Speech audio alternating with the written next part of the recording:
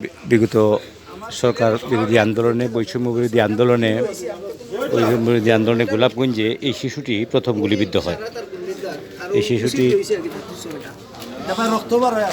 এখনো তার পা দিয়ে রক্ত বের হয়। শিশুটির নাম, তোমার নাম কি?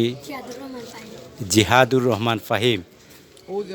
এবং জিহাদুর রহমান ফাহিমের কাছে আজকে তার পিতা আছেন তার সঙ্গে, এবং ওহিদ ভাইয়ের বাড়িতে এসেছেন, এবং তারা এই মুহূর্তে যে সহায়তা তুলে দিলেন সেটি হলো অন্যান্যদের মতো তার কাছে কিন্তু এই শিশুটিকে দেখে সকলের খুব মায়া হচ্ছে।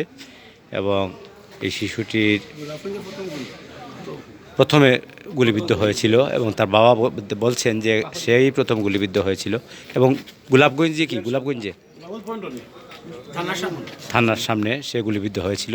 তুমি কি লেখাপড়া করো? কোন ক্লাসে? ক্লাস 5-এ। কোন স্কুলে? ঘুগারকুল সরকারি প্রাথমিক বিদ্যালয়ে। এই অল্প বয়সে ছেলেটি গুলিবিদ্ধ হয়েছে। মহেশ ভাই বলছেন তার গ্রামে বাড়ি। এবং তোমার এই স্যাক্রিফাইস গোলাপগঞ্জের প্রথম গুলি দিয়া দেশ আবার কোনো স্বাধীন হয়েছে, লাগে তুমি প্রাউড করবা ইনশাল্লাহ। ভবিষ্যতে অনেক চেষ্টা করতে হবে, বড় মানুষ হইতে হবে, গোলাপগঞ্জের ইতিহাসে তার নামটা লেখাপড়া করবা ইনশাল্লাহ, অবশ্যই নাম থাকবো। আমরা তার বাবার কাছ থেকে একটু জানবো কিভাবে সে গুলিবিদ্ধ হয়েছিল। আপনার নামটা একটু বলুন। আমার নাম মোহাম্মদ জিয়াউদ্দিন। আমি এওয়াব বাজার টেইলার্সের দোকান আমার আছে।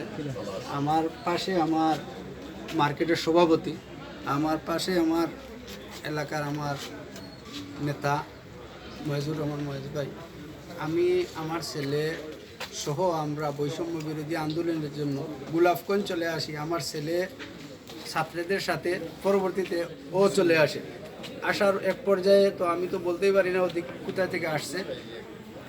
হঠাৎ আমার কাছে ফোন আসলো, আপনার ছেলে গুলি খাইছে। তাৎক্ষণিকভাবে আমি তো আর অজ্ঞানের মতো অবস্থা, আমার ছেলেকে নিয়ে আমি ইবনে সিনা হসপিটালে যাই। গিয়ে এখানে চিকিৎসা করিয়ে প্রায় 34টা গুলি আমার ছেলের ভয় লাগে। 34টা তলে আমি প্রায় 28টা মতো বাইর করতে সক্ষম হই।